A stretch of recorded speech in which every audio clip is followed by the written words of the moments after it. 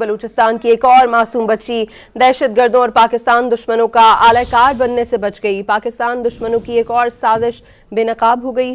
وزیر داخلہ سندھ ضیاء الانجار نے بتایا ہے کہ خودکش حملے کے لیے بچی کی ذہن سازی کی گئی تھی۔ بلوچستان کی طالبہ نے بھی دہشت گردوں کے جال میں پھنسنے کی کہانی سنائی ہے۔ مزید تفصیلات اس رپورٹ میں دیکھیے۔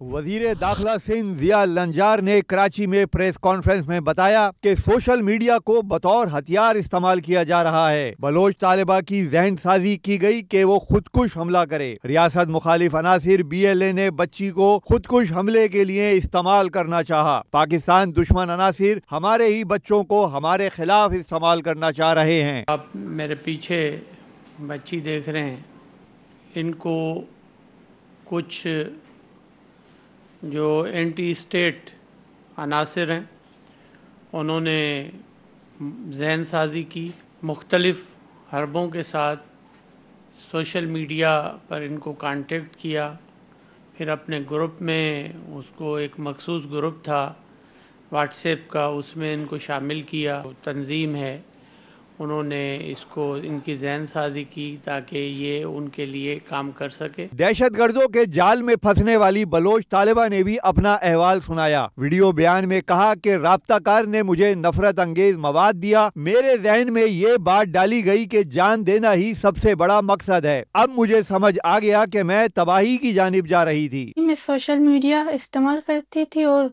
ایک دن میں نے سوشل میڈیا پر شاعری بلوچ کے ویڈیوز دیکھی۔ اسی دوران انسٹاگرام پر ایک شخص سے بات ہونے لگی، وہ بھی محرم بلوچ اور بشیر زیب کے بہت باتیں کرتا تھا۔ یہ اس نے واٹس ایپ پر ایک گروپ میں ایڈ کر دیا۔ ایڈیشنل IG CTD محمد آزاد خان نے کہا کہ بچی کو واٹس ایپ گروپ میں ایڈ کیا گیا، ریاست مخالف مواد فراہم کیا جاتا رہا۔ BLA کے ریکروٹنگ ایجنٹ نے بچی سے رابطہ کیا۔ یہ بچی عام بچوں کی طرح موبائل اور سوشل میڈیا استعمال کرتی تھی، جیسے بالکل آپ کے اور ہمارے بچے استعمال کرتے ہیں۔ تو شروع میں بچی کو سوشل میڈیا پہ جو ہیٹ مٹیریل دیا گیا اور وہ اسی سے آہستہ آہستہ جیسے جیسے بچی اس کو یوز کرتی گئی تو اس کی ذہن سازی ہوتی۔ وزیر داخلہ سندھ ضیاء الانجار نے یہ بھی کہا کہ ریاست ماں کی طرح ہوتی ہے، والدین ریاست مخالف عناصر پر نظر رکھیں۔